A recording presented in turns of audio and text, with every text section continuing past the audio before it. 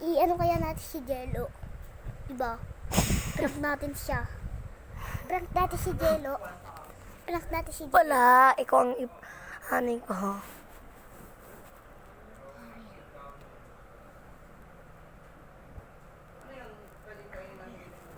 Bahala ka dyan. Check ko muna ah. Basta. Ay, ayun na siguro sila. Tulog na siguro sila. Ay, naaga sila. Wala na nga ang uuwi. Sabi mo lang uuwi eh.